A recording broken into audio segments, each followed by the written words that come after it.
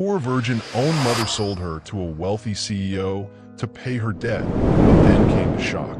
18-year-old Amira stood frozen in their cramped Jackson, Mississippi apartment, still wearing her school uniform from another day, pretending everything was normal. The sealed envelope in her mother's shaking hands felt heavier than death itself.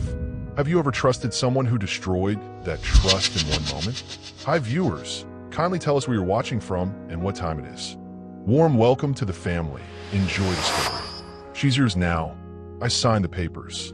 The words hit like a slap, but what came next would destroy everything Amira thought she knew about family. What if your mother looked you in the eye and sold you to a stranger? Have you ever trusted someone who destroyed that trust in one moment?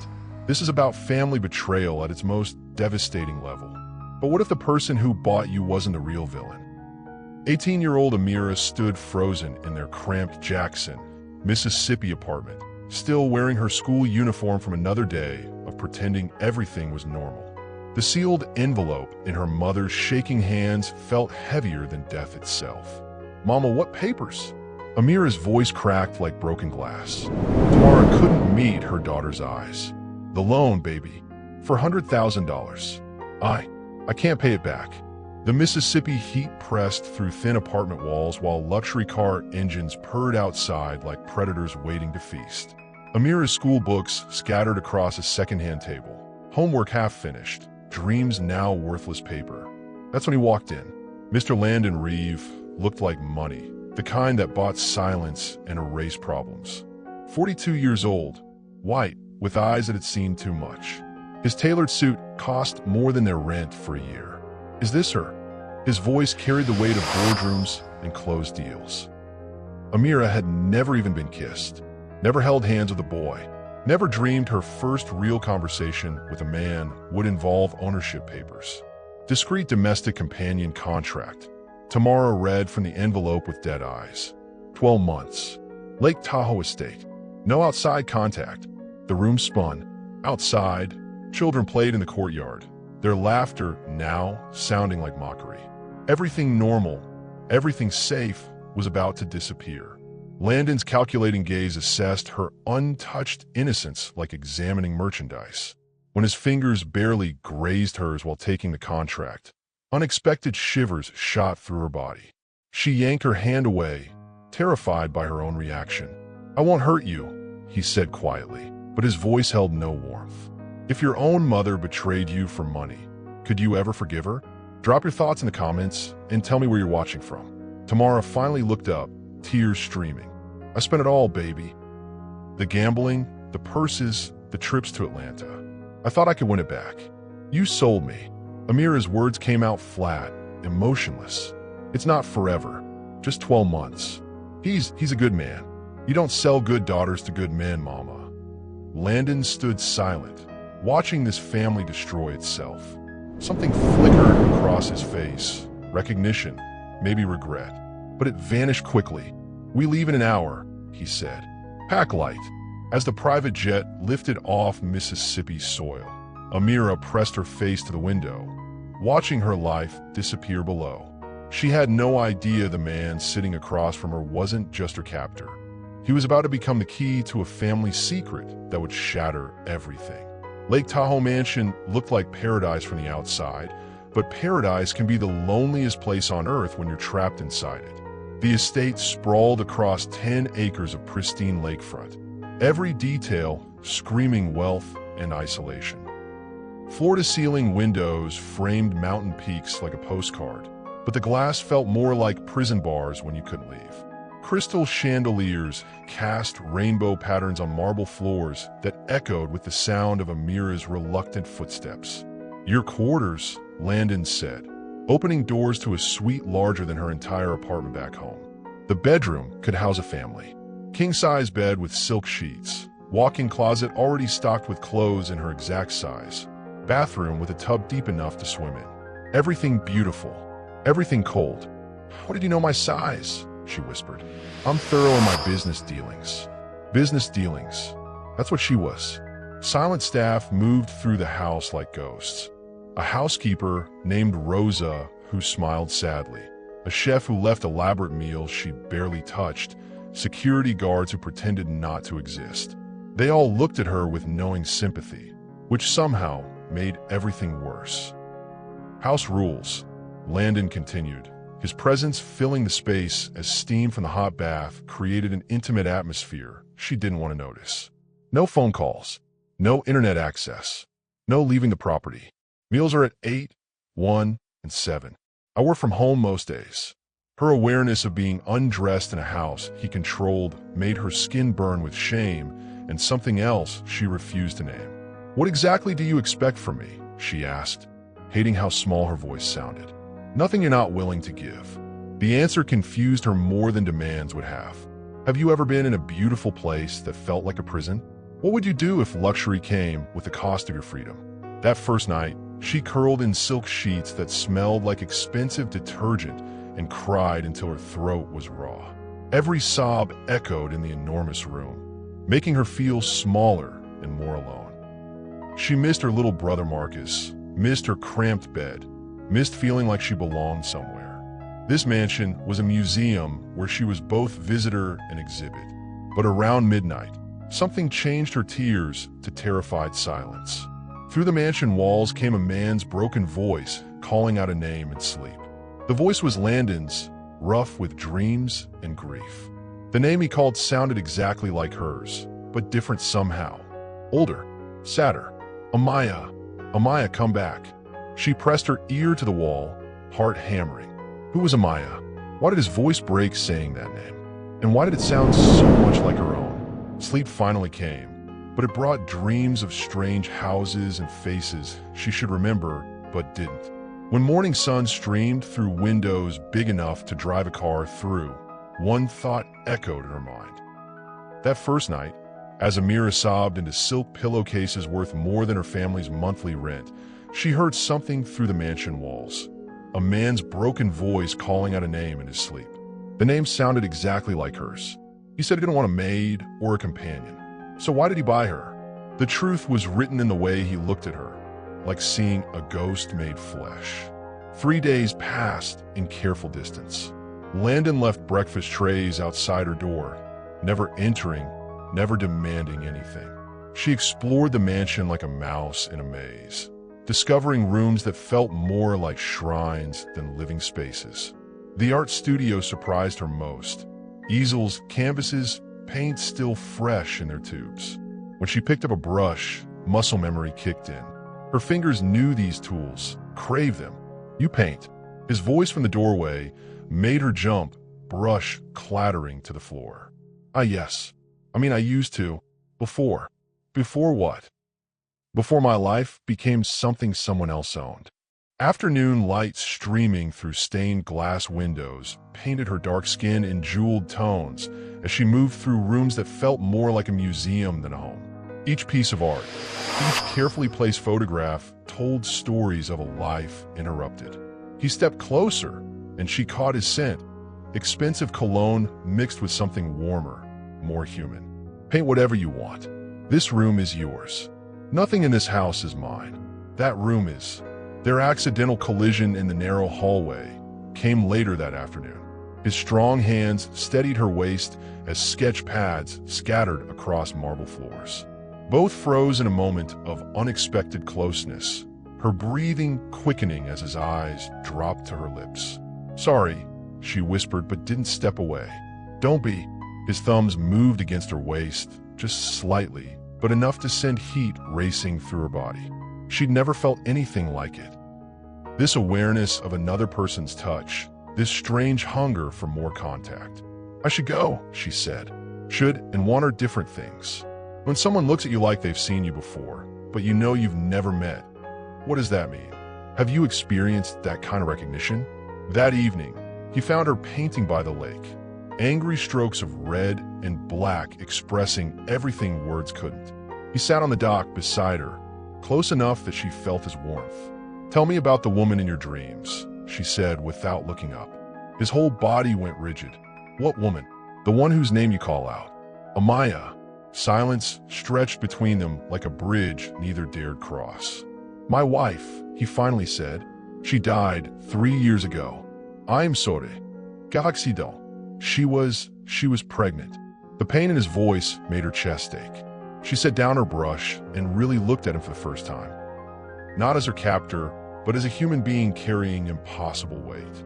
"Is that why you never touch me? Because I remind you of her. You don't just remind me of her." His voice was barely a whisper. Sometimes, when the light hits you just right, it's like she never left. Her heart hammered against her ribs. "That's not fair to either of us." "No, it's not." When she asked why he never touched her like the contract implied he could, his answer stopped her cold. "Because you remind me of someone I failed to protect." Before she could ask who, he walked away, leaving her with a truth that felt more dangerous than any lie. The attic held secrets that would reshape everything. Photos of a woman who could have been Amira's twin, and evidence of a child who vanished without explanation. Boredom drove her to explore places she shouldn't go. The narrow stairs to the third floor creaked warnings she ignored. The attic door stood slightly open, as if waiting for her. Dust motes danced in afternoon sunbeams as she opened boxes that exhaled years of stored sorrow. Wedding photos showed pure joy that made the current mansion feel like a mausoleum of broken dreams. But it was the woman in the photos that stopped her heart. Dark skin, high cheekbones, eyes that tilted up at the corners exactly like Amira's own. The woman could have been her older sister, maybe even her twin.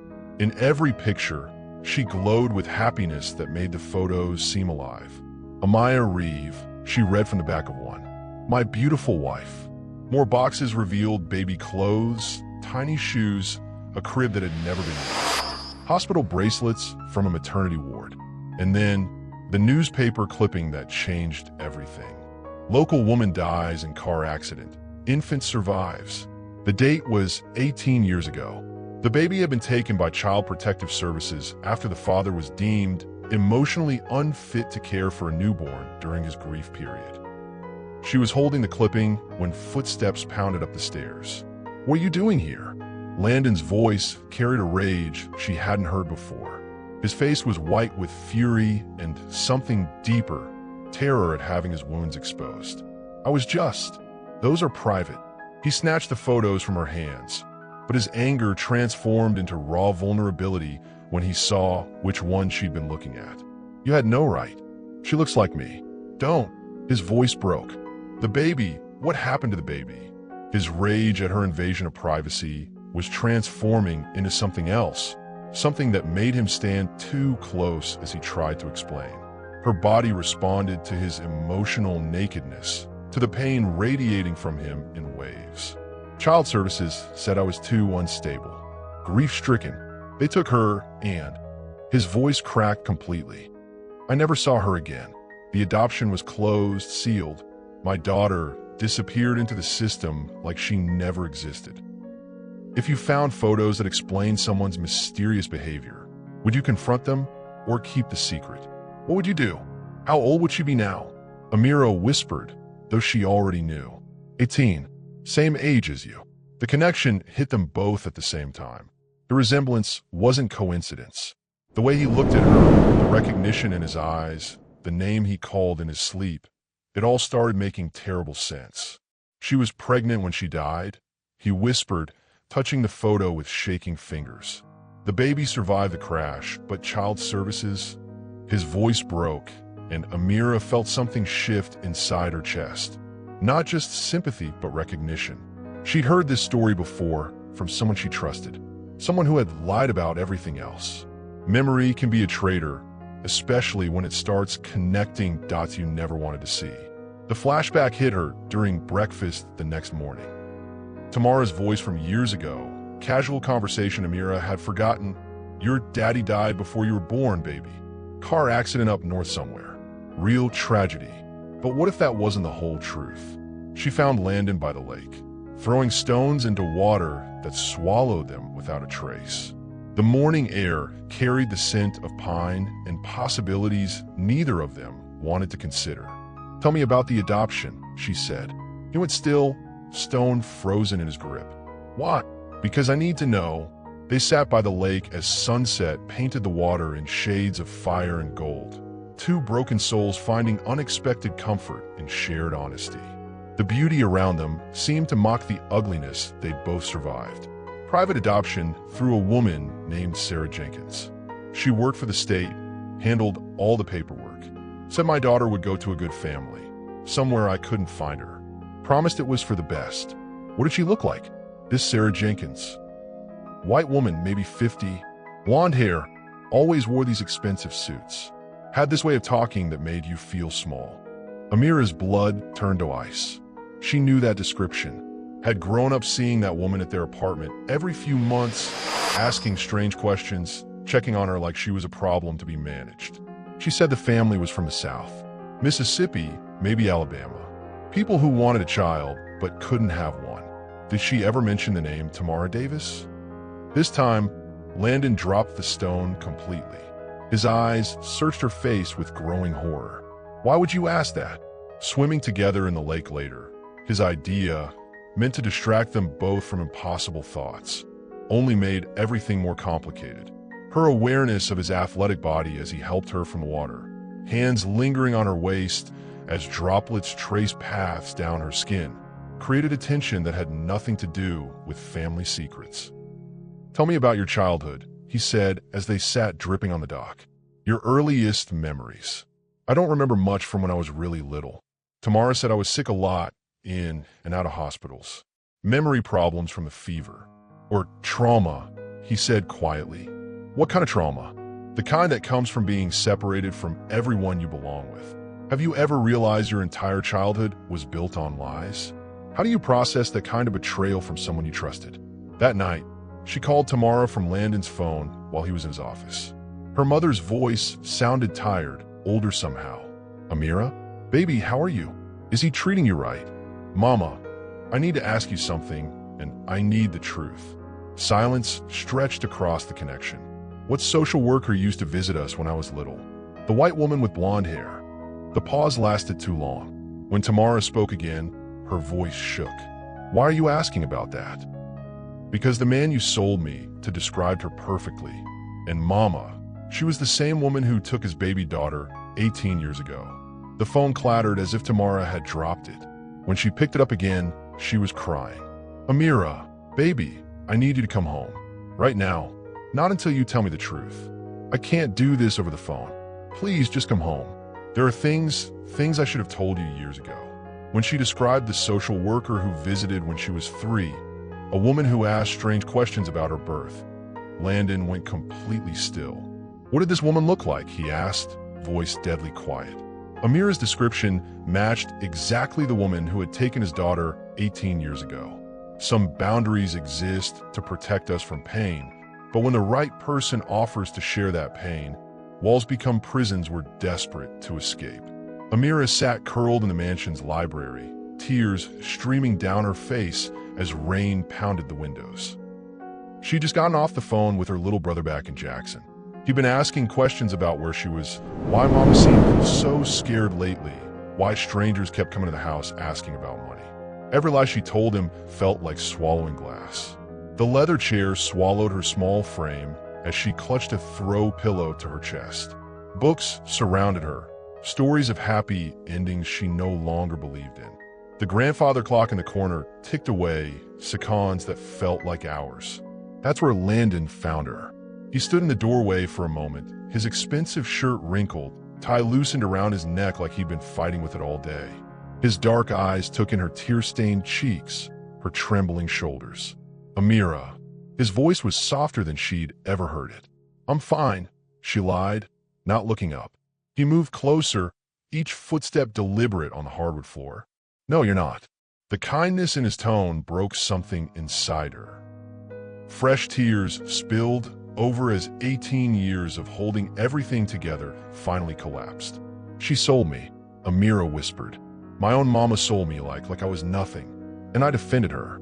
I actually defended her to you." Landon knelt beside her chair, bringing himself to her eye level. This close, she could smell his cologne mixed with something uniquely him. Cedar, and expensive soap and strength. "You're not nothing," he said quietly. "You're worth more than she'll ever understand." His hand reached toward her face, hesitating just inches from her cheek. "Can I?" The question surprised her. After weeks of him keeping careful distance, maintaining cold professionalism, now he was asking permission to comfort her. She nodded. His thumb brushed away her tears with a gentleness that made her breath catch. His skin was warm, calloused despite his wealth. Hands that had worked for something, not just inherited it. "I know what it feels like," he said. "Being betrayed by someone who's supposed to protect you. Your wife. My father." Pain flickered across his features. "He taught me that love was just another business transaction. That people were assets to be managed or liabilities to be eliminated." Amira studied his face, seeing past the cold CEO mask for the first time. "Is that why you never what?" Heat flooded her cheeks. "Never touched me, like the contract said you could." Landon's jaw tightened. "Because I'm not him. I won't take something that isn't freely given." The words hung between them, heavy with meaning. Outside, thunder rolled across the lake like a warning. "What if it was?" she whispered. "Freely given." His eyes darkened, searching hers. "Amira, I'm tired of being afraid," she said, surprising herself with the strength in her voice. "Tired of letting other people decide what happens to my body, my life. Maybe I want to choose for once." He was quiet for so long she thought she'd made a terrible mistake. Then his hands cupped her face, thumbs tracing the curve of her cheekbones. "Are you sure?" Instead of answering with words, she leaned forward and pressed her lips to his. The kiss was soft at first, tentative. He let her lead, let her explore the unfamiliar territory of desire without pressure or demand. But when she sighed against his mouth, something shifted. His arms came around her, lifting her from the chair with easy strength. She wrapped her legs around his waist, marveling at how perfectly she fit against him. Every step toward his room felt like a choice, her choice. Have you ever had someone treat your surrender as strength rather than weakness? When someone sees your vulnerability as courage instead of fragility? Drop a heart in the comments if you felt that rare kind of recognition. He laid her on his bed like she was made of spun glass, but when she reached for the buttons of his shirt, his control cracked. "I won't hurt you," he whispered against her temple as his hands explored skin that had never known a lover's touch. "You're safe with me." The promise felt sacred as she surrendered to feelings she'd never imagined possible. He mapped every inch of her body with reverent fingers, teaching her that pleasure could be gentle, that taking could also be giving.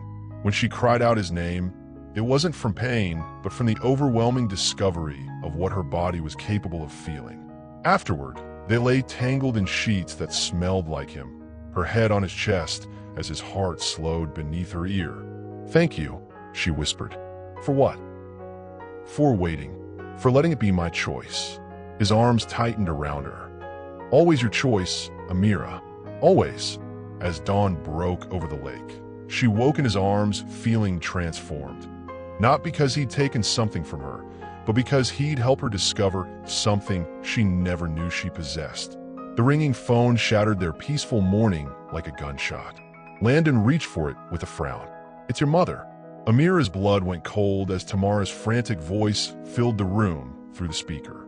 "Baby, please, you gotta come home right now.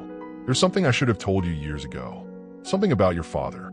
Something about why I really had to." The line crackled with interference. Mama, what about Daddy?"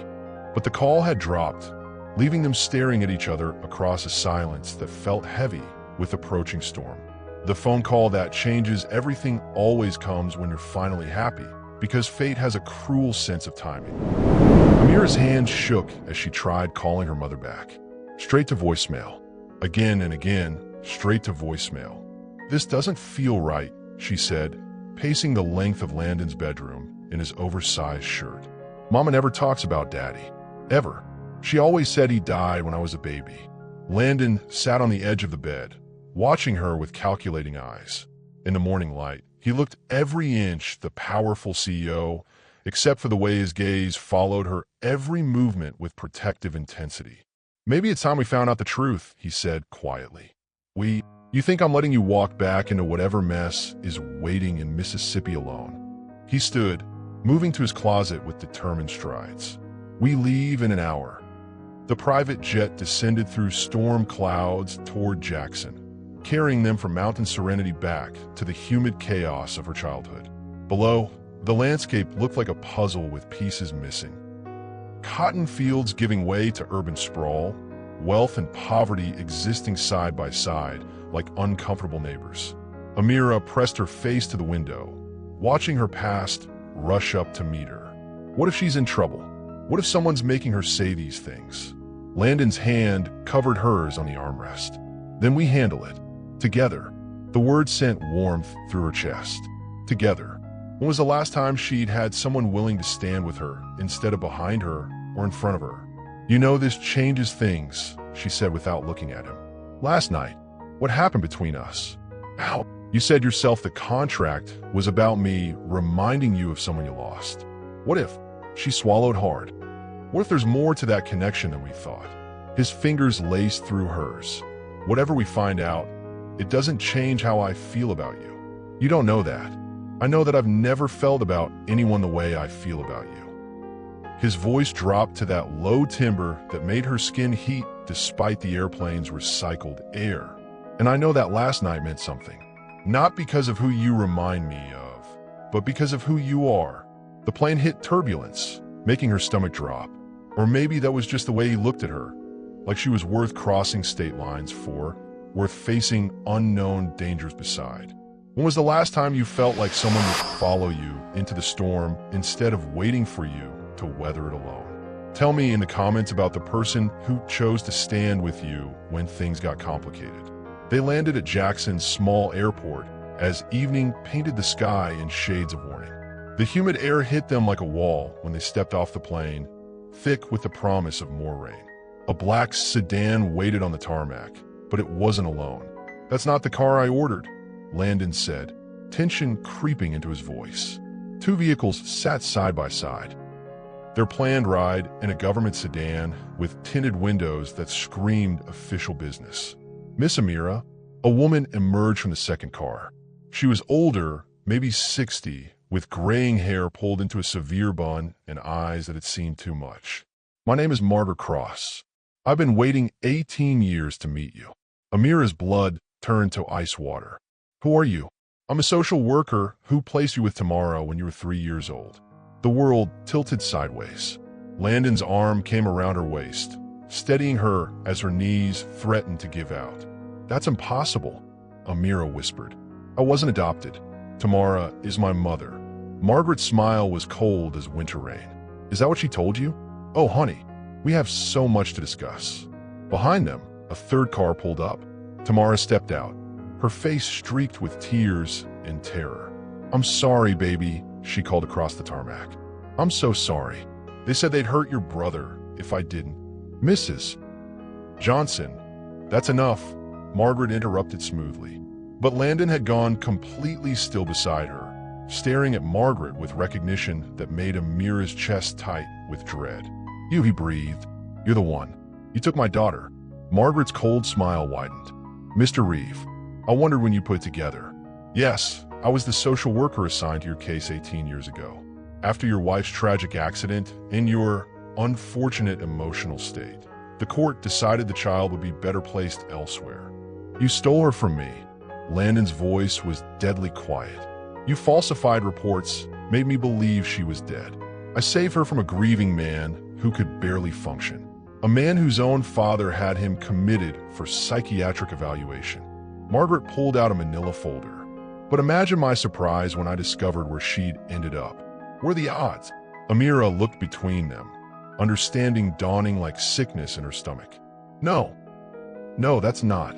I can't be. DNA doesn't lie, dear. Margaret held out the folder. Though I must say, you've grown into quite the beauty. No wonder he was drawn to you. The resemblance to your mother is striking. The folder fell from Amira's numb fingers, paper scattering across the wet tarmac. Medical records, birth certificates, and at the top, a DNA analysis with percentages that made her world collapse. Father/child probability, 99.7%. As the truth sank in, she looked between the man who was her father and the woman who had sold her to him. Thunder crashed overhead like the sound of her heart breaking. But Margaret's smile held another secret, and her next words would shatter even that devastating revelation. "Oh, but there's more," she said, pulling out another file. "The adoption wasn't the only fraud. Check the dates on those DNA tests. The truth was hidden in a manila envelope for 18 years, but some secrets are too big to stay buried forever." Amira stared at the scattered papers, Rain beginning to spot the documents that claimed to rewrite her entire existence. The DNA test results lay face up, clinical black and white percentages that said she belonged to the man she'd given herself to just hours before. "This is impossible," she whispered, backing away from both Landon and the papers. "This is sick. This is—" "Amira, wait." Landon stepped toward her, hands raised like she was a wild animal he might spook. "Let's think about this. Something doesn't add up." "What doesn't add up?" Her voice cracked with hysteria. "The fact that you bought your own daughter? That last night She couldn't finish the sentence. Margaret watched the breakdown with clinical interest, like she was observing a particularly fascinating lab experiment. "The trauma response is normal," she said calmly. "Though I must say, the irony is quite remarkable. A father unknowingly purchasing his own child. Shakespeare couldn't have written it better." "Shut up." Landon's voice cut like a blade. "Just shut up and let me think." He knelt beside the scattered papers, gathering them with shaking hands. "These test results, when were they processed? Does it matter?" Amira laughed bitterly, the sound edged with madness. "You're my father. I'm your daughter. Oh God, we—" She turned and vomited into the bushes beside the tarmac, her body rejecting the horror of what she believed they'd done. Tamara broke free from Margaret's supervision and ran to her. "Baby, I'm sorry. I never wanted you to find out like this. I was trying to protect you." "Protect me?" Amira whirled on her, eyes blazing. "You sold me to my own father. You let me think he was dead my whole life. Then you handed me over like property. I didn't know. I swear on your brother's life, I didn't know." "Liar." The word tore from her throat. "You've done nothing but lie to me my whole life." "The dates," Landon said quietly, still studying the papers. "Margaret, these test results are dated last week. How did you run DNA tests on us last week?"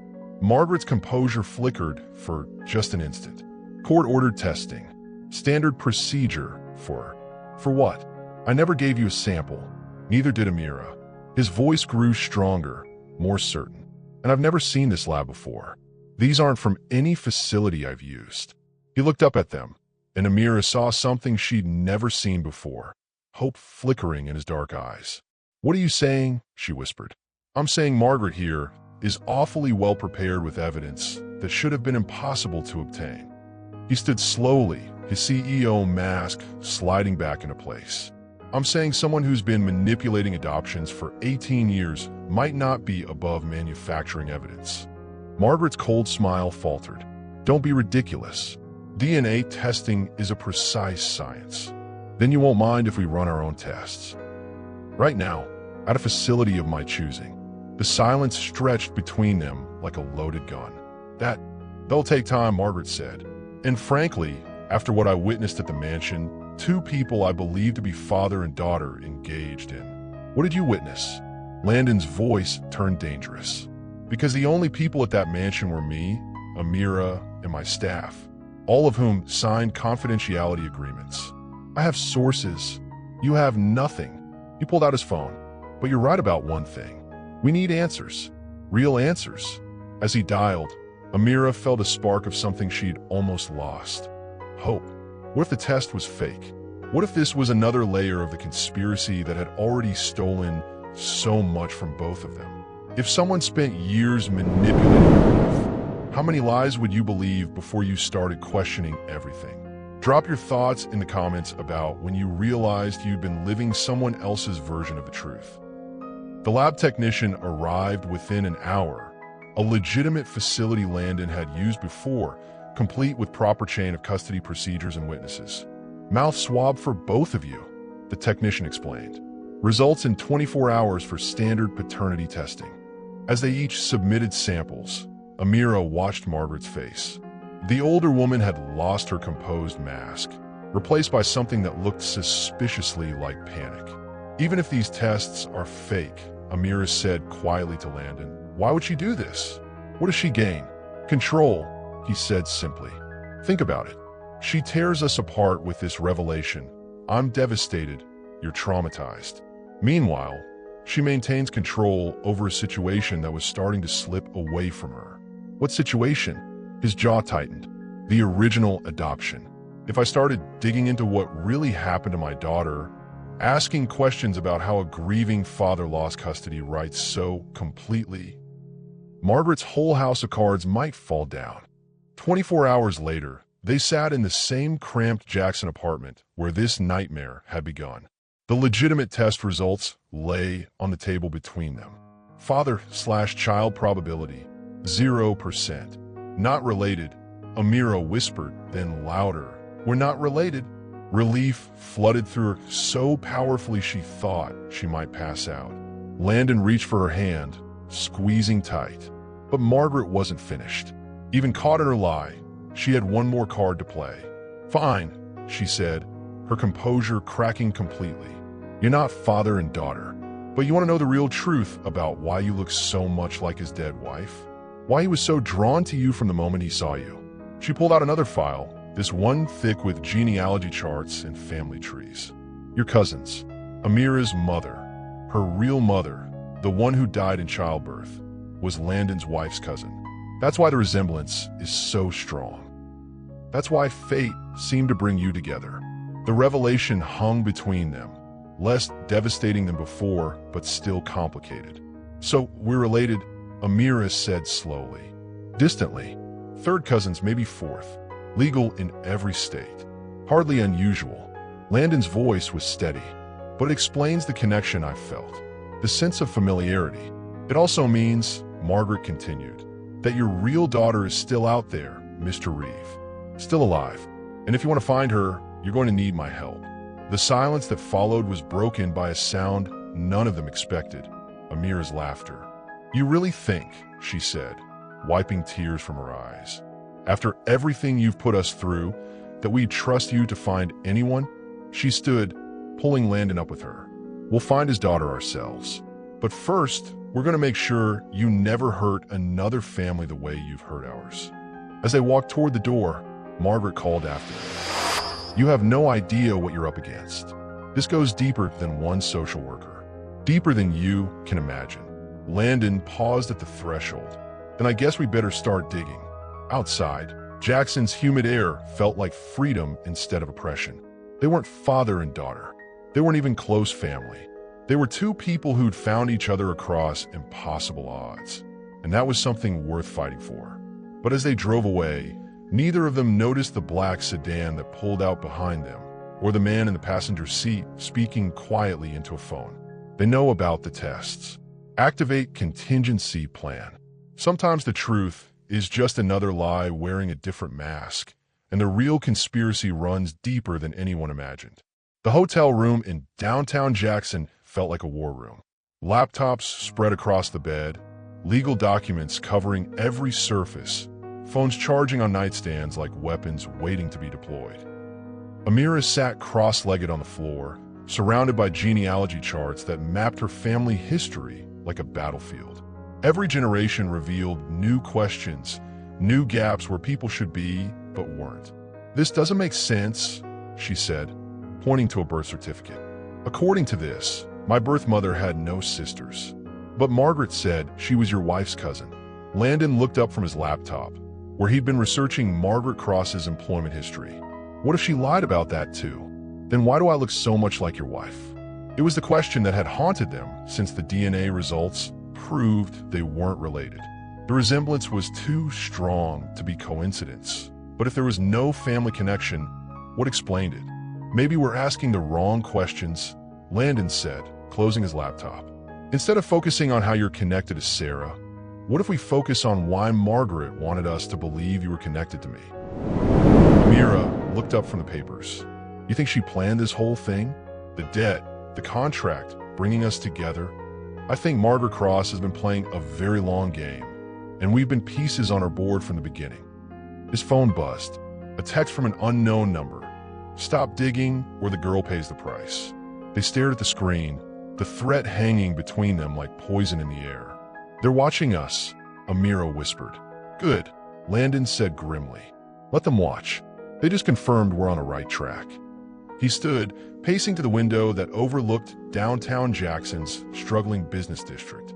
I've been thinking about what Margaret said, about my father having me committed after Sarah died. Was it true? Partially. I did have a breakdown. Lost weeks drinking myself unconscious, couldn't function. His voice was quiet, remembering pain, but I was never declared unfit, never lost legal custody. The commitment was voluntary, and it was only for 30 days. So how did Margaret get your daughter? That's what we need to find out. Have you ever realized that your worst moment was used against you by someone who claimed to be helping? When grief becomes a weapon in someone else's hands, how do you fight back? Share your story in the comments. The answer came from an unexpected source. Tamara knocked on their hotel room door at midnight, looking over her shoulder like someone might be following her. I need to tell you something, she said, pushing past them into the room. About Margaret, about why I really agreed to the contract. Amira tensed, but Landon gestured for Tamara to sit. Talk. Margaret found me in the casino 2 years ago. I was down bad, had lost more money than I could ever pay back. She offered me a deal, said she had a client who needed something specific, and I had something he'd pay top dollar for. Me, Amira said flatly. Not just you. She said you looked exactly like someone this man had lost, that seeing you would help him heal. Tamara's hands shook as she spoke. She made it sound like charity work, like we'd be helping a grieving widower. But it wasn't about healing, was it? Landon asked. I don't know. All I know is Margaret has files on dozens of girls. Photos, family histories, psychological profiles. Like she's been collecting them for years. The room went cold. Show me, Amira demanded. Tamara pulled out her phone, scrolling through photos she'd secretly taken. File after file of young women, all between 18 and 25, all bearing some resemblance to each other. Dark hair, light eyes, similar bone structure. Jesus, Landon breathed. How many? At least 50 in the files I saw. Maybe more. Amira felt sick. So I wasn't special. I was just inventory. No, Landon said firmly. You were the one who fought back. The one who made me see what was really happening. His laptop chimed with an incoming video call. Margaret's face filled the screen, but she wasn't calling from her office. She was in what looked like a warehouse, surrounded by boxes and filing cabinets. I see you've been busy, she said, her previous composed mask completely gone. Tamara always was weak under pressure. What do you want, Margaret? Landon asked. I want you to stop asking questions about things that don't concern you. Your daughter is safe, happy, and better off without a father who couldn't protect her mother. Where is she? Margaret's smile was cruel, closer than you think. But you'll never find her without my help, and my help comes with conditions. Name them. You leave Jackson tonight. You take your little plaything and go back to your mountain mansion, and you never speak of this again. And if we don't, Margaret stepped aside, revealing a young woman tied to a chair behind her. The girl's face was swollen with tears, but even through the bruises, the resemblance to Amira was unmistakable. Then more girls disappear, starting with this one. The call ended, leaving them staring at a black screen. We have to call the police, Amira said. With what evidence? A video call that could have been faked? Margaret's been doing this for 18 years. She's got official protection, legal immunity. So what do we do? Landon was quiet for a long moment. Then he reached for his phone and dialed a number. Marcus? It's Landon. I need a favor. A big one. 20 minutes later, the hotel room door opened to admit a man Amira had never seen before. He was tall, black, with the kind of presence that suggested military training. This is Marcus Washington, Landon explained.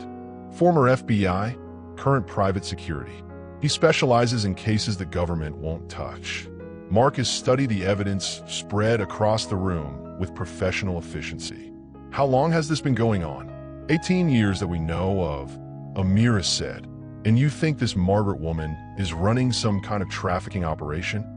I think she's been placing girls with specific men for specific reasons, Landon said. The question is why? Marcus nodded grimly.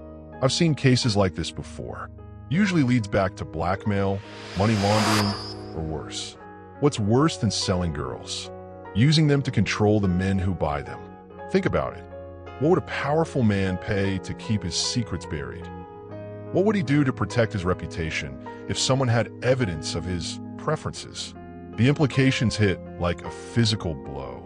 Amira sank onto the bed, understanding flooding through her. The photos, she whispered. When Margaret mentioned what she witnessed at the mansion, she's been watching, recording, collecting evidence. Evidence to control men like me, Landon confirmed. Men with money, power, political connections. And now we've disrupted her operation, Marcus said. That makes you both very dangerous to very powerful people. Outside their hotel window, the black sedan had been joined by 2 more vehicles. The trap was closing around them, but for the first time since this nightmare began, they weren't facing it alone. Marcus checked his weapon, expression grim. We need to move. Now. But as they gathered their evidence to flee, Amira made a decision that surprised even her. No, she said firmly. I'm tired of running.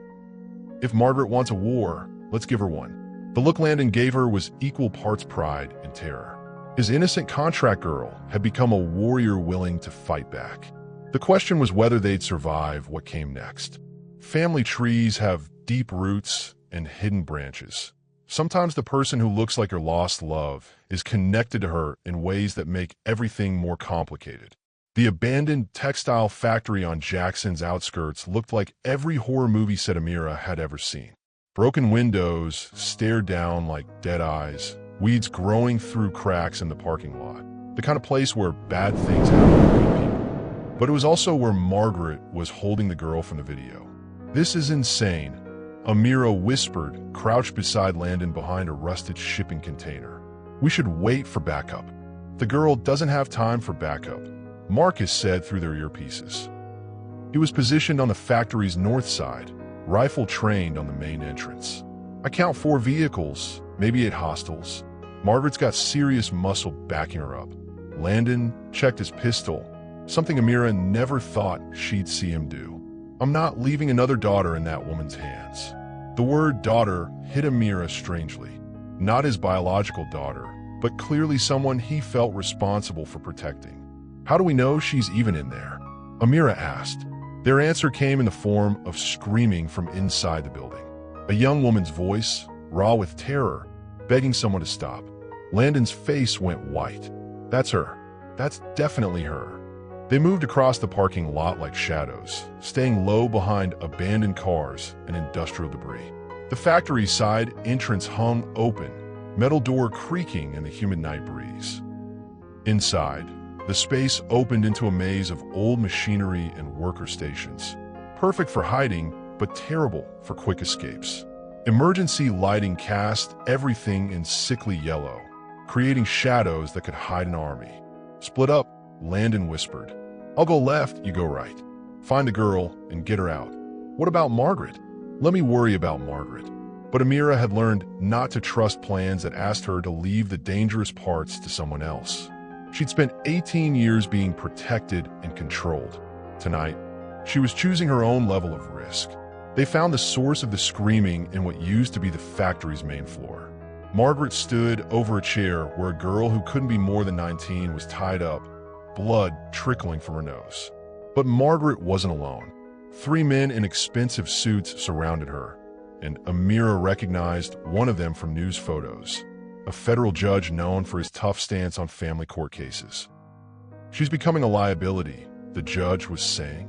The Reeve situation was supposed to be contained. It is contained, Margaret replied. Landon won't risk exposing himself. Not when I have video evidence of him with the girl. What video evidence? The judge sounded skeptical. Margaret smiled coldly. Men like Landon always think they're smarter than they are. Hidden cameras, dear. In every room of that mansion.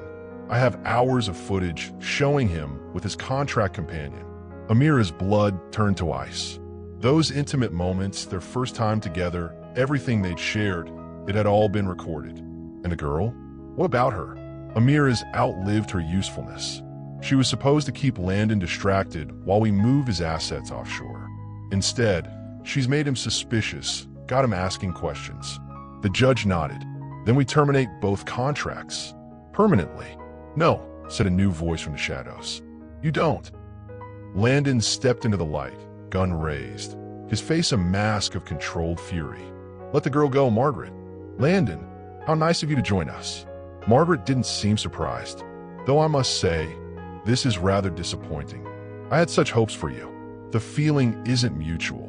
One of Margaret's companions moved to flank Landon, but Amira was faster. She emerged from behind a support pillar, Marcus's backup pistol trained on the man's center mass. Nobody moves, she said, surprised by how steady her voice sounded. When did you discover you were stronger than you thought? When fear became fuel instead of paralysis? Tell me in the comments about the moment you surprised yourself with your own courage. Ah, the star of our little drama, Margaret said. Though I suspect you don't know the full story yet. Do you, dear? Enlighten me. Margaret gestured to the tied-up girl.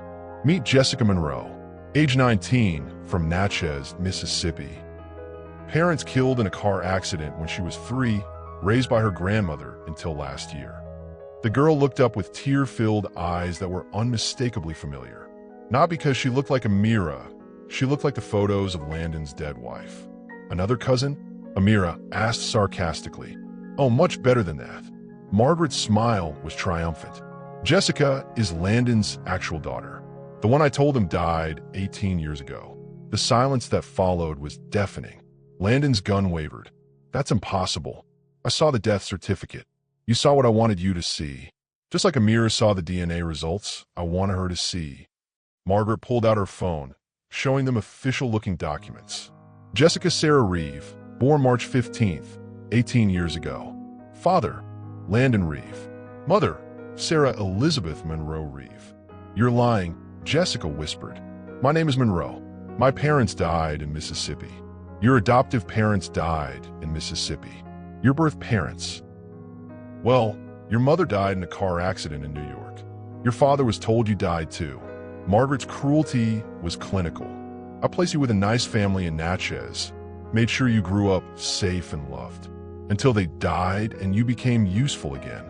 Amira watched Landon's face cycle through every emotion she'd ever seen. Denial, hope, rage, love, desperation. Jessica, he said quietly. The girl looked at him with his own dark eyes. Are you really? I think so, sweetheart. I think so. This is touching, the judge interrupted, but we have a schedule to keep. Margaret, finish this. But Margaret had made one critical error. She'd underestimated what a father would do to protect his real daughter. Landon's shot took out the first gunman before anyone could react. Marcus's sniper rifle eliminated the second through a factory window. Amira's shot, her very first with a real gun, winged the judge and sent him diving for cover. In the chaos that followed, Margaret pulled out her own weapon, but she wasn't fast. Finding out your father is alive after believing he was dead your whole life should be a miracle, unless he's the one person who can destroy everything you've built. The text message burned in Amira's mind as she stared across the crowded Jackson diner. Her hands shook around her coffee cup while Landon squeezed her knee under the table. The man walking toward their booth looked exactly like her. Same dark eyes, same stubborn chin, same way of holding his shoulders when facing something difficult. Marcus Williams slid into the booth across from them, his weathered hands trembling as he reached toward his daughter. 18 years of prison had aged him, but his eyes still held the warmth she remembered from childhood dreams she thought were just imagination. Baby girl, he whispered, voice cracking. I've been looking for you since the day I got out. Amira pulled back, anger flooding her chest. Looking for me? You abandoned us. Mom said you were dead. Your mother lied about a lot of things. Marcus glanced at Landon, recognizing wealth and power in the expensive suit. She told you I was dead because it was easier than explaining why I was in prison. The diner buzzed with normal conversation. Families sharing meals, teenagers on dates, old men arguing about football. None of them knew they were sitting next to a conversation that could reshape 3 lives forever. Prison for what? Amira demanded. Marcus opened a manila folder, spreading yellowed newspaper clippings across the sticky table. Fraud, embezzlement, crimes I didn't commit. His finger traced headlines that screamed about corruption and stolen money. The same people who messed with your adoption framed me to keep me quiet. Landon leaned forward, businessman instincts kicking in. What people? Child services, lawyers, judges. Marcus's voice dropped to a whisper. They've been stealing kids and selling them to rich families for decades. When I found out Amira was part of their system, I tried to expose them. The coffee in Amira's stomach turned sour. That's impossible, is it? Marcus pulled out a photo. Amira at 3 years old, holding hands with a woman in a business suit. Remember her? She visited our house, asked questions about your birth certificate, your medical records. The memory hit like lightning. A tall woman with cold eyes, measuring Amira like she was livestock. The same woman who had taken Landon's real daughter 18 years ago.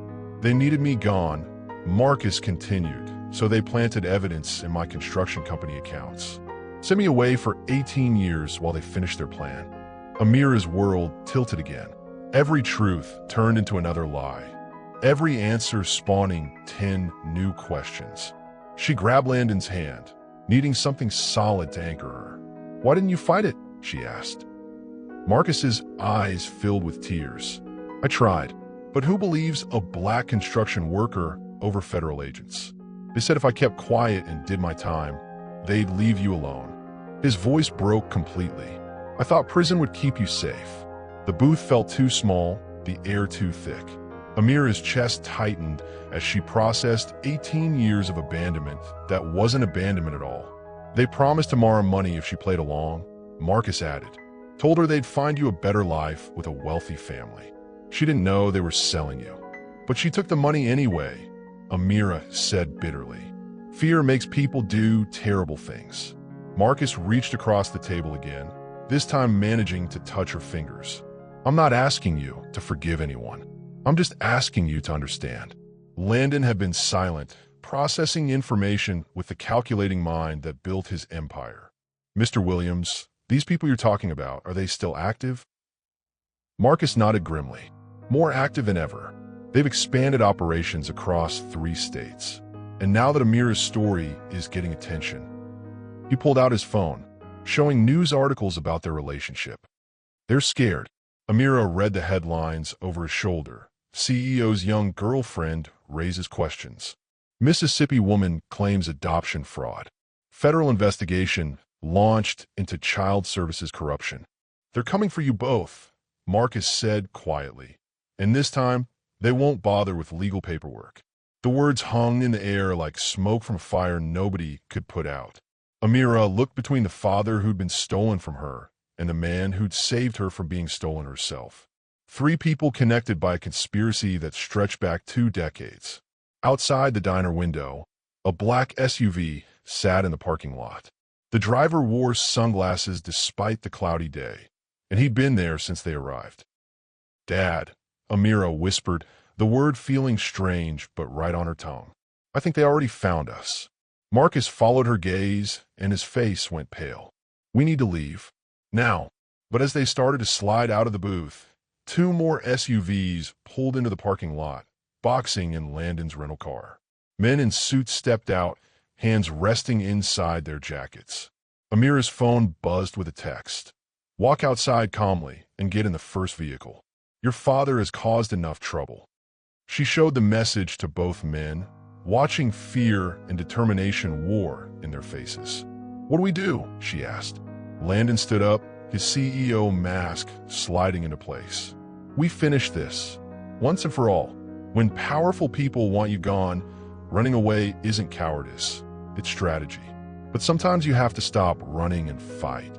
The back exit of the diner led through the kitchen, past startled cooks and dishwashers who pretended not to see 3 people running for their lives. Amira's sneakers slipped on greasy floors as sirens wailed in the distance. Whether coming to help or hunt them, nobody knew.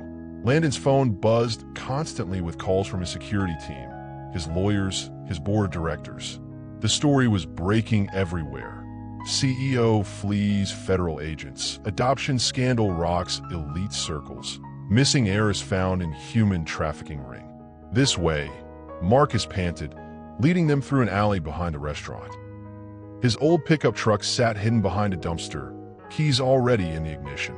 I've been planning for this day since I got out.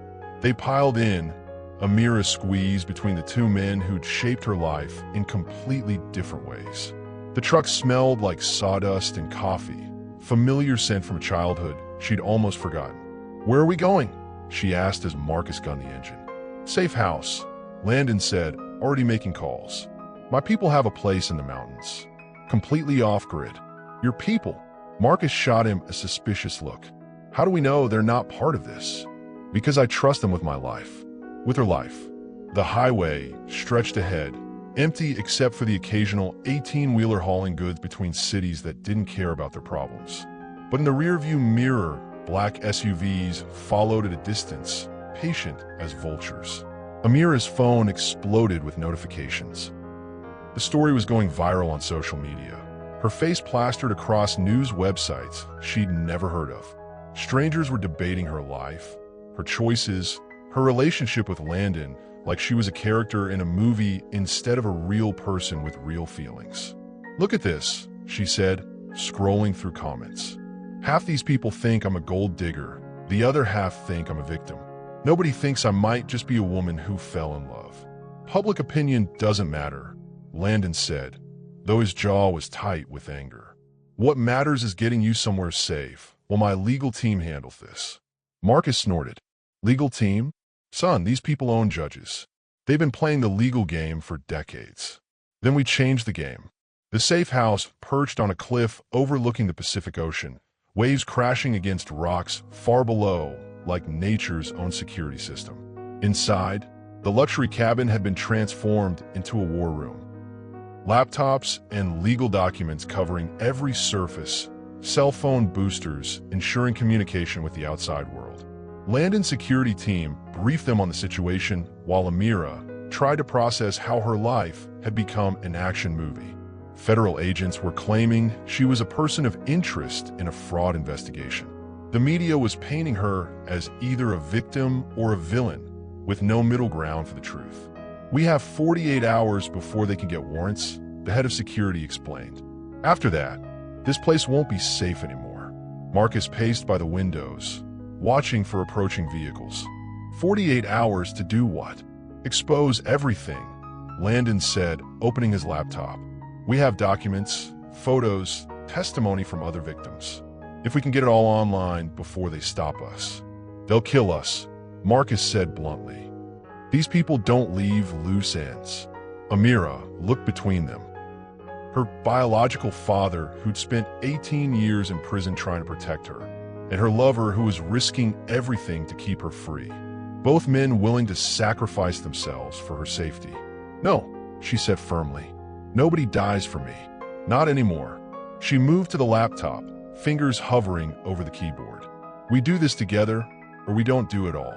The next 36 hours blurred together. They compiled evidence from multiple sources. Marcus's prison files, Landon's private investigators, testimonies from other families destroyed by the adoption ring. The scope of the conspiracy was staggering. Hundreds of children stolen, thousands of families torn apart, millions of dollars in illegal profits. During breaks, when exhaustion threatened to overwhelm them, Amira found herself drawn to the windows overlooking the ocean. Landon would join her there, his presence warm and solid against her back. "What happens after?" she asked one night, watching stars reflect in the dark water. "After what?" "After we destroy these people. After the trials and the media circus and all of it. What happens to us?" His arms tightened around her waist. "Whatever you want to happen." She leaned back against his chest, feeling his heart beat steady and strong. "I want a life where nobody else gets to decide my worth. Where children don't get sold like livestock." She paused. "I want to build something better. Then we will." Their lips met in a kiss that tasted like salt air and determination. Even surrounded by danger, even knowing powerful enemies wanted them dead, she felt safe in his arms. Not because he could protect her from everything, but because he believed she was strong enough to protect herself. "I love you," she whispered against his mouth. "I love you too, more than I thought possible." They made love that night with desperate tenderness, bodies joining with the fierce need of people who might not have tomorrow. Every touch was a promise, every kiss a prayer for more time. The danger outside made every sensation more intense, every moment more precious. Later, as she lay in his arms listening to waves crash against the rocks below, Amira's phone buzzed with a message that made her blood run cold. "Upload the files and you all die tonight. Stay quiet and your father goes back to prison. Choose wisely." She showed the message to Landon and Marcus, watching their faces harden with resolve. "They found us," Marcus said. "Then we finish this now," Landon replied, moving to the laptop. Amira's finger hovered over the upload button. 18 gigabytes of evidence that would destroy lives and save others. The truth that would cost them everything and give them back their freedom. "Do it," she whispered. As the progress bar crawled toward completion, the cabin's windows exploded inward under a hail of gunfire. Truth is bulletproof, but the people trying to tell aren't. And sometimes justice requires sacrifice. Glass and smoke filled the cabin as they dove behind overturned furniture. Amira's ears rang from the gunshots, but she could hear Marcus shouting instructions and Landon cursing as he tried to keep the laptop safe, while bullets shredded the walls around them. 60% uploaded, he called over the chaos. "We need more time." Outside, men's voices coordinated their attack with military precision. These weren't federal agents. They were hired soldiers, the kind who cleaned up messes for people who couldn't afford loose ends. Marcus' army crawled to a cabinet, pulling out weapons he'd stashed for exactly this scenario. "I hope we wouldn't need these," he said, tossing a pistol to Landon. "You know how to use it?" "I spent 2 years in the army before business school," Landon replied, checking the clip with practiced efficiency. Amira pressed herself against the overturned couch, watching the upload progress creep toward completion. Every percentage point represented another child who might be saved, another family that wouldn't be destroyed by the conspiracy that had stolen her own childhood. 75%, she called out. A smoke grenade crashed through the broken window, filling the room with thick gray clouds that burned their eyes and throats. Shapes moved outside the cabin, shadows planning their final assault. "They're surrounding us," Marcus said, peering through a gap in the boards. "At least 8 men. Professional gear." Landon's phone buzzed with incoming calls from his security team, but the cell towers were being jammed. They were alone on a cliff, cut off from help, racing against time to upload evidence that could expose decades of corruption. 85%, Amira announced, wiping blood from a cut on her cheek. The front door exploded inward as armed men stormed the cabin. Marcus opened fire from his position by the kitchen, driving them back temporarily. Landon shielded the laptop with his body, determined to protect their only chance at justice. Through the chaos, Amira heard her phone buzzing with notifications. Social media was exploding as the first files went live. News outlets were picking up the story. The truth was spreading faster than the people trying to stop it could control. 92%, she shouted over gunfire. A flashbang grenade rolled across the floor, and the world went white and silent. When her vision cleared, men in tactical gear were advancing through the smoke, weapons trained on the 3 of them huddled behind inadequate cover. "Step away from the computer," their leader commanded. "This ends now." Amira looked at the screen, 96% complete. So close to exposing everything, so close to saving countless other children from the fate that had been forced on her. "No," she said, standing up despite the guns pointed at her heart. "This ends when justice is served." The men hesitated, probably not expecting a young woman to defy them so directly. In that moment of uncertainty, Marcus made his move, lunging forward to tackle the nearest gunman, while Landon dove to protect the laptop's final upload sequence. Gunshots echoed across the cliff as bodies crashed into furniture and walls. Amira threw herself over the computer, her fingers flying across the keys to complete the upload as bullets flew inches from her head. 99%, she whispered like a prayer. Time moved like honey. She could see Landon fighting with a man twice his size, could see Marcus bleeding from a shoulder wound but still standing between her and the gunman. Could see the progress bar crawling toward completion with agonizing slowness. The leader pointed his weapon directly at her head. Last chance. Stop the upload or I paint this wall with your brains. Amira met his eyes without flinching. Then you'll have to paint it. I'm not stopping. 100% complete. Upload successful. The notification flashed on screen just as sirens wailed in the distance. Real sirens this time. Federal agents responding to the evidence now flooding news servers across the country. Help was finally coming, but it might be too late. The gunman's finger tightened on the trigger, but Landon's roar of fury filled the room as he broke free from his attacker. He threw himself between Amira and the gun, taking the bullet meant for her. The impact spun him around, blood blooming across his white shirt as he collapsed.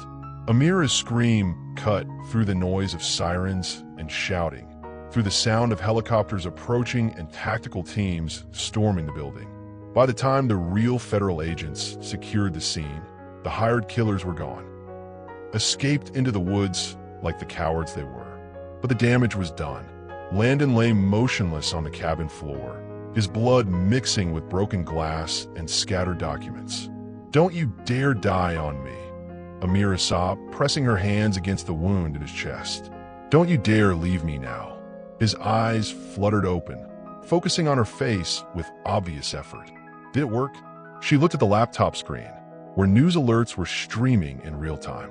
Arrests were being made across 3 states. Judges were being removed from their benches. The conspiracy that had stolen 18 years of her father's life and sold her like property was finally being exposed to the world. "It worked," she whispered. "We did it." Landon smiled, blood on his lips, but peace in his eyes. "Good. That's good." The paramedics arrived as consciousness left him, their urgent voices mixing with the sound of helicopters and federal agents securing evidence. Amira rode in the ambulance, holding his hand as machines beeped and medics worked to save the man who had saved her in every way that mattered. Outside the ambulance windows, the world was changing. Their story was spreading across every news outlet, every social media platform. The truth was finally free, no matter what happened to them. But as the hospital doors opened and doctors rushed to save Landon's life, Amira realized that exposing the truth was just the beginning. Now, they had to survive it. Recovery isn't just about healing wounds you can see. It's about learning to trust the future when the past tried to destroy you. The hospital room smelled like disinfectant and hope, machines beeping steadily as Landon slept off another round of surgery.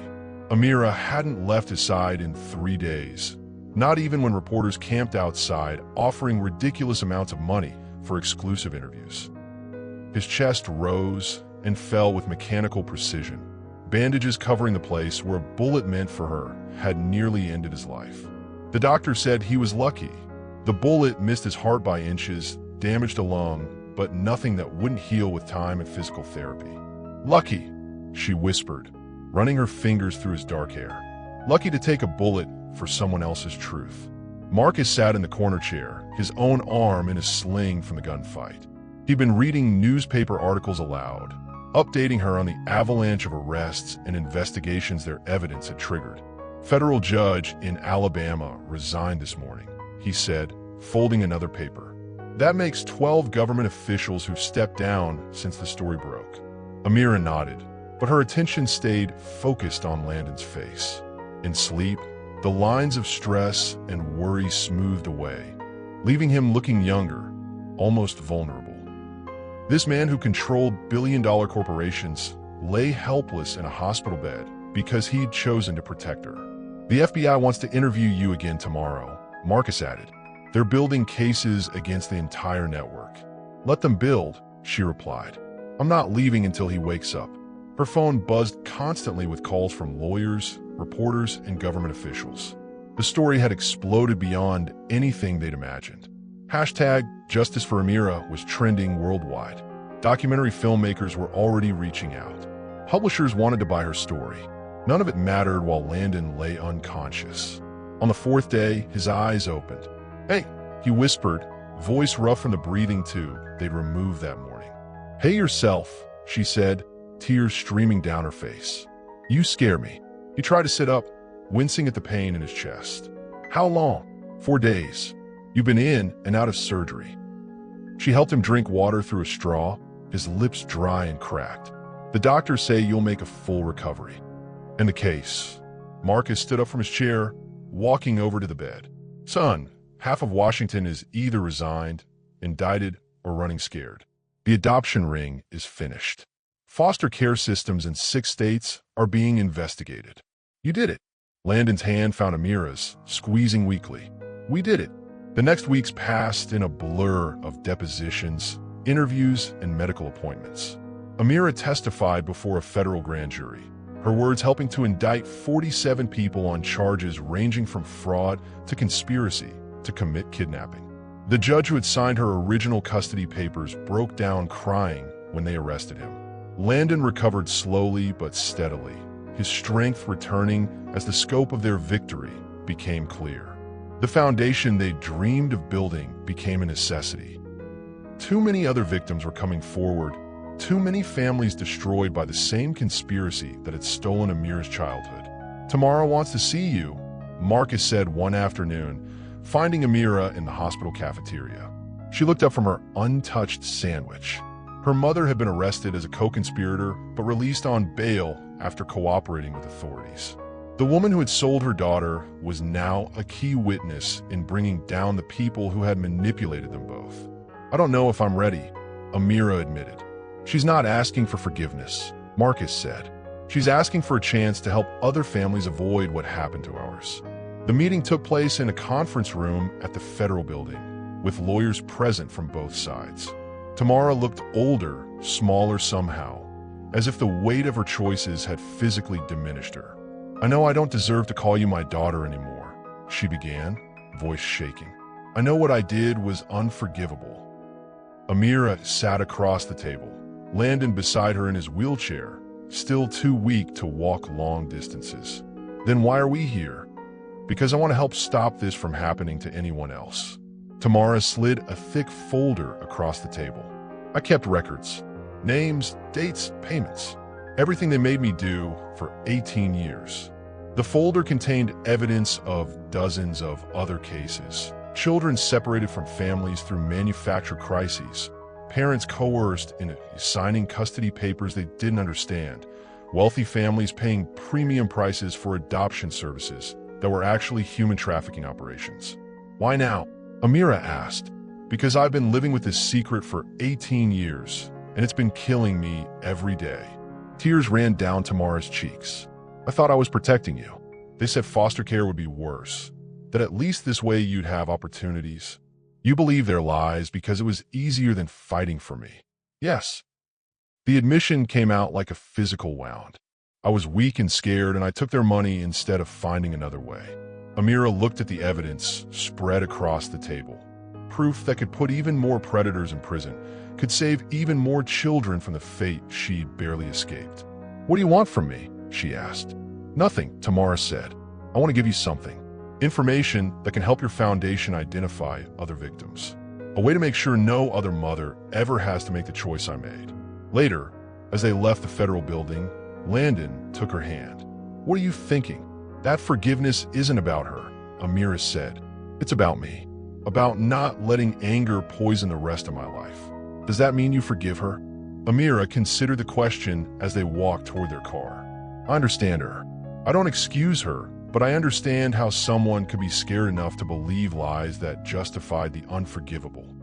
6 months later, as autumn painted the Lake Tahoe mountains in shades of gold and red, Landon proposed on the dock where they'd shared their first kiss. The rings sparkled in the sunset, but Amira barely saw it. She was looking at his face, at the love and hope and certainty written there. "I know this has been the hardest year of both our lives," he said, kneeling carefully on his still healing leg. "But I can't imagine facing the future with anyone else. Will you marry me?" Amira looked at the ring, at the man offering it, at the lake that had witnessed their transformation from strangers to partners to something deeper than either had thought possible. Her answer would surprise everyone, including herself. The girl who was sold like property became the woman who chose her own destiny, and her choice would redefine what family really means. "Ask me again in a year," Amira said, helping Landon to his feet on the dock. His face went through several expressions: confusion, disappointment, then understanding as she continued speaking. "Not because I don't love you," she said, cupping his face in her hands, "but because I need to know who I am when I'm not running from something or towards something. I need to build my own foundation, literally and figuratively, before I can build a marriage." Landon slipped the ring back into his pocket, but his smile was genuine. "You want to stand on your own feet first. I want to stand on my own feet with you beside me, not behind me or in front of me, as equals." She kissed him softly. "Ask me again when the Amira Williams Foundation is helping its 100th family. Ask me when I've testified in the last trial. Ask me when we both know I'm choosing you from strength, not need." The foundation's opening ceremony 6 months later drew survivors from across the country. Former victims, now adults with families of their own, shared stories of trauma overcome and lives rebuilt. Amira stood at the podium, looking out at faces that reflected her own journey from victim to survivor to advocate. 2 years ago, she began, "A woman I trusted looked me in the eye and sold me to a stranger. She thought she was saving me from poverty, but she was actually delivering me into the hands of people who saw children as products to be bought and sold." The audience was silent, hanging on every word. Today, those people are in prison. The network that stole 18 years of my father's life and tried to steal my future has been dismantled. But the work isn't finished. She gestured to the bright new building behind her, modern architecture rising from the same ground where a corrupt system had once operated in shadows. This foundation exists because healing isn't a destination, it's a journey. Because family isn't defined by blood or legal papers, but by people who choose to love and protect each other. Her voice strengthened. Because the most powerful thing any of us can do is take our pain and transform it into power for someone else. Marcus sat in the front row, tears streaming down his weathered face. Beside him, Tamara wiped her eyes with a tissue. Mother and daughter were rebuilding their relationship slowly, carefully, with the help of family counselors and the understanding that forgiveness was a process, not an event. Landon stood at the back of the crowd, leaning on a cane he still needed for long periods of standing.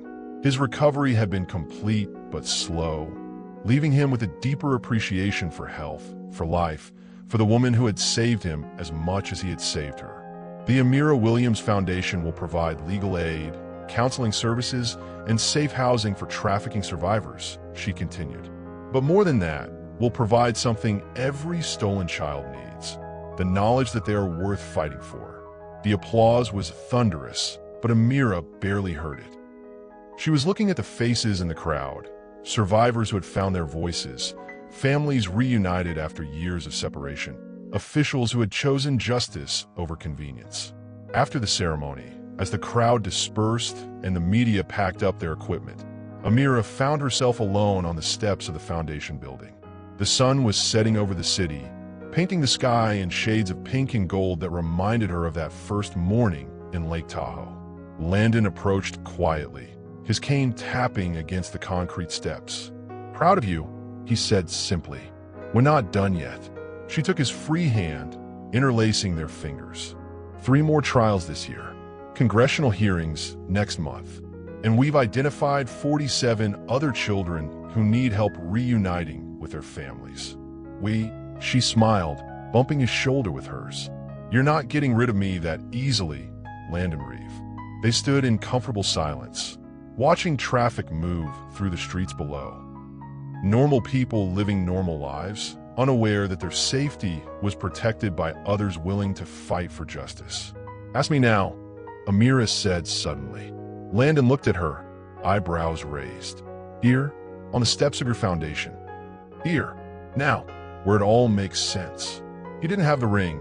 It was back at the hotel, carefully stored in his luggage. But he didn't need it.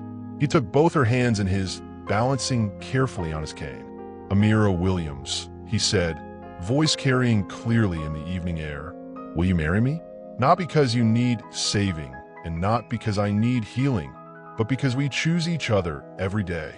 "Yes," she said without hesitation. "Yes to choosing each other. Yes to building something bigger than either of us could create alone. Yes to family that's chosen, not assigned." Their kiss tasted like victory and promise, like the sweet satisfaction of justice served and love freely given. Around them, the city hummed with life. Thousands of people going about their evening routines, unaware that two survivors had just committed to a future built on truth instead of lies. 6 months later, they were married in a small ceremony at the Lake Tahoe estate where their story had truly begun.